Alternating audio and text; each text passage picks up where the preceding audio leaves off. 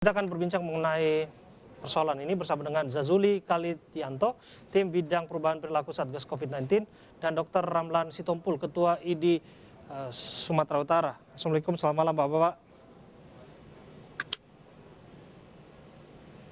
Assalamualaikum, selamat malam Bapak-Bapak. Pak Zazuli, Dr. Ramlan. Ya, kami sapa kembali, kami mencoba untuk menghubungi Pak Zazuli Kalitianto, tim bidang perubahan perilaku Satgas COVID-19. Pak Zazuli dan juga Dr. Ya, selamat malam. Iya, ini Pak Zazuli ya. Dengan Pak Ramlan Sitompul sudah bergabung juga dengan kita, yaitu Ketua ID Sumatera Utara. Pak Ramlan. Ya, selamat malam. Ya, saya ke Pak Zazuli terlebih dahulu. Pak Zazuli, nah, saya mulai kepada Anda karena Anda adalah Satgas di COVID-19 perubahan perilaku. Berbicara soal perilaku, Republik ini pernah diperkenalkan dengan dekrit revolusi mental. Nampaknya itu penting untuk diingatkan kembali agar tidak hilang begitu saja, utamanya di masa-masa pandemi yang mana pejabat publik harusnya menjadi contoh bagi masyarakat. Apa yang terjadi di Lampung Tengah, di Labuan Batu Utara, tentu saja ini tidak bisa terulang, Pak. Bagaimana komentar Anda? Ya, baik. Jadi memang di dalam menyelesaikan masalah pandemi ini, ya, perilaku itu jadi hal yang paling utama, perilaku masyarakat. Nah, masyarakat bisa berperilaku dengan baik, ya, selain adanya regulasi, ada aturan yang sudah kita buat, ya. Satgas, pemerintah juga sudah membuat aturan-aturan tentang berperilaku.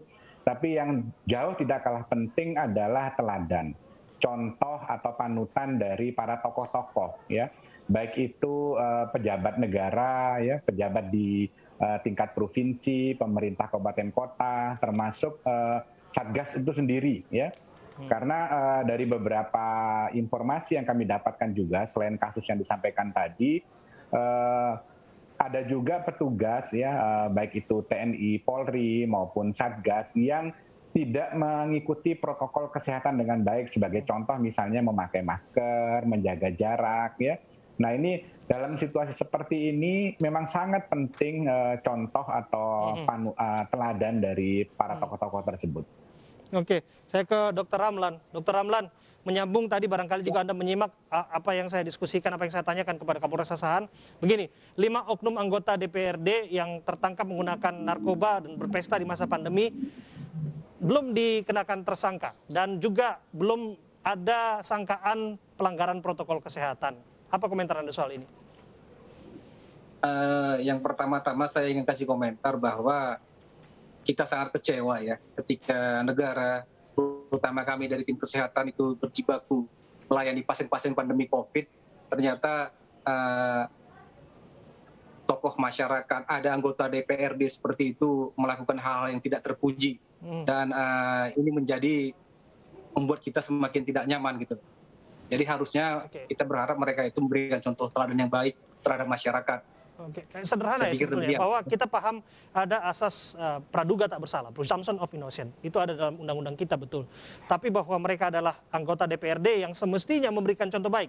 Paling tidak PPKM saat ini harusnya stay at home atau paling tidak menjaga jarak dan lain sebagainya. Ini kan kampanye yang mereka sering ucapkan begitu. Tapi pada kenyataannya dokter lagi-lagi menjadi garda yang harus bertaruh di rumah sakit untuk memastikan semua pasien-pasien penularan ini berhenti. Bagaimana Pak Ramlan? Ya, seperti saya bilang tadi, kita dari praktisi kesehatan merasa sangat kecewa dengan perilaku seperti itu. Harusnya kan mereka itu, teman-teman anggota DPR itu meyakinkan masyarakat untuk lebih menjaga protokol kesehatan sehingga kita tidak terlalu letih untuk melayani masyarakat. Seperti itu. Terima kasih.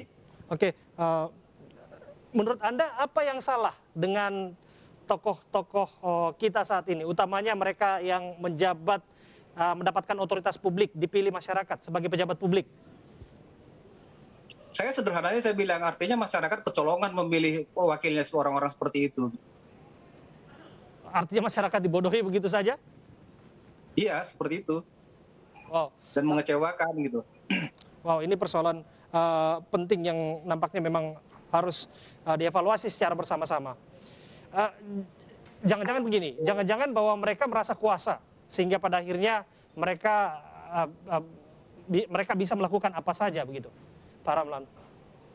Saya pikir ini arogansi kekuasaan kan dari mereka sebenarnya. bahwasanya mereka merasa bahwasanya kebal hukum, punya Oke. kedekatan dengan orang tertentu mungkin seperti itu, punya pengikut-pengikut gitu. Iya. Tapi ternyata ya menyakiti kita kan dengan perilaku seperti itu. Iya. Saya kembali ke Pak Zazuli. Pak Zazuli, kita juga dikenalkan dengan istilah bahwa seorang pemimpin pasti penguasa, tapi seorang penguasa belum tentu pemimpin. Karena pemimpin sebenarnya adalah memimpin dengan memberikan contoh dan teladan. Menurut Anda, apakah penting diberikan pemberat bagi mereka-mereka yang menjabat publik melanggar protokol kesehatan? Ya, jadi memang dalam era pandemi seperti sekarang, yang dibutuhkan itu bukan penguasa sebenarnya. Ya. Yang dibutuhkan itu adalah seorang pemimpin. Di mana seorang pemimpin itu yang paling utama adalah memberikan contoh kepada anggota yang dipimpinnya. Kalau itu bupati, maka dia harus memberikan contoh kepada seluruh masyarakat yang ada di wilayah kabupaten tersebut. Ya. Kalau dia misalnya sebagai kepala dinas kesehatan, paling tidak dia harus memberikan contoh kepada seluruh anggota di dinas kesehatan tersebut. Jadi yang dibutuhkan sekarang adalah seorang pemimpin. Nah, dalam konteks pengendalian pandemi ini, pemimpin itu kan bisa kita lihat ada pemimpin yang formal, ada pemimpin yang informal, ya. Nah, oleh karena itu sebenarnya dalam situasi kasus-kasus seperti ini, tokoh-tokoh atau pimpinan informal ini kita berharap ya untuk menjadi maju ke depan begitu, maju ke depan untuk bisa menyampaikan kepada masyarakat ini dalam situasi pandemi seperti sekarang. Para pejabat kita berperilaku tidak baik, itu jangan dicontoh begitu. Jadi pemimpin informal inilah yang sekarang kita harapkan ya. Jadi pernah saya sampaikan di beberapa media juga bahwa sekarang ini tidak perlu pemerintah, penguasa tidak perlu berkoar-koar, harus 3M, tracing segala macam tidak perlu. Yang diperlukan sekarang adalah contoh, teladan. Itu selalu kami sampaikan di Satgas Bidang Perubahan Perilaku, terutama juga dengan Satgas yang ada di garda terdepan ya, yang melakukan penyekatan, pembatasan dan seterusnya, dia harus memberikan contoh itu. Oke, dalam beberapa kasus kan kita saksikan kalau pelanggar protokol kesehatan tidak menggunakan masker disuruh sapu jalan.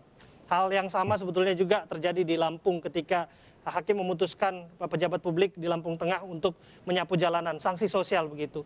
Saya kembali ulangi pertanyaan saya, apakah mungkin ada pemberatan diberikan kepada pejabat publik yang melanggar protokol kesehatan atau sama saja dengan masyarakat lainnya? Jadi secara regulasi memang tidak ada aturan secara khusus berkaitan dengan pelanggar protokol kesehatan, itu belum ada. Ya, kita harus akui memang ya. Oleh karena itu sekarang yang muncul adalah lebih pada dalam bentuk sanksi-sanksi sosial. Sanksi sosial itu tidak hanya mengenai pada masyarakat yang tidak patuh pada protokol kesehatan, tapi juga saya setuju ya, kita lihat ya bagaimana media para netizen memberikan sanksi sosial kepada pejabat, kepada anggota dewan, kepada pengurus partai politik, pejabat dan seterusnya, itu luar biasa sebenarnya ya. Nah, oleh karena itu sanksi sosial inilah yang harus dikedepankan. Soal sanksi sosial kan kaitannya dengan rasa malu.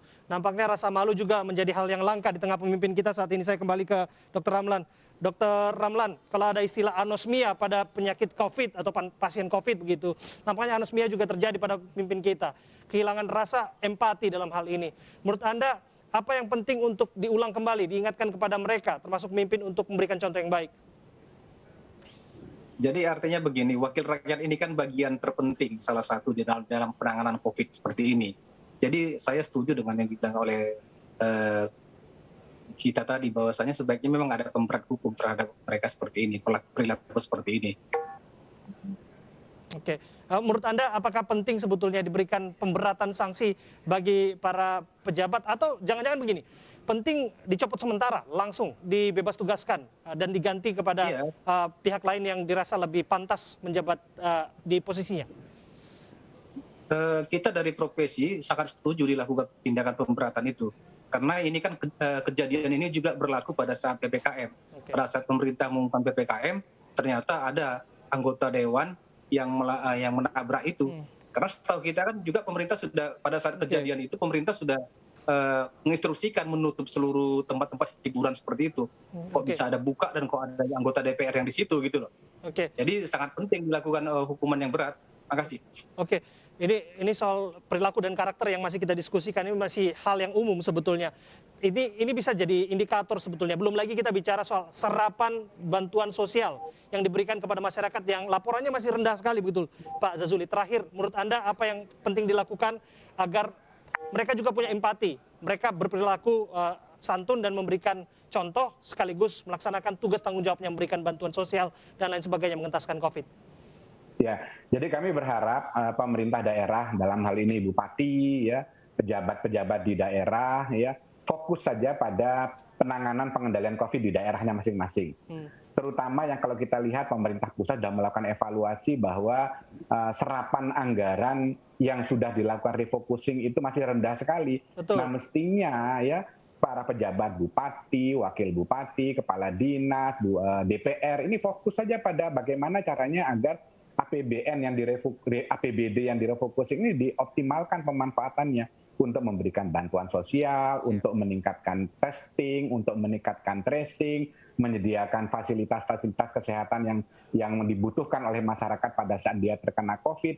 Nah ini yang harus dikerjakan sebenarnya. Jadi tidak melakukan sesuatu yang justru menjadi hambatan di dalam pengendalian COVID itu sendiri di daerah.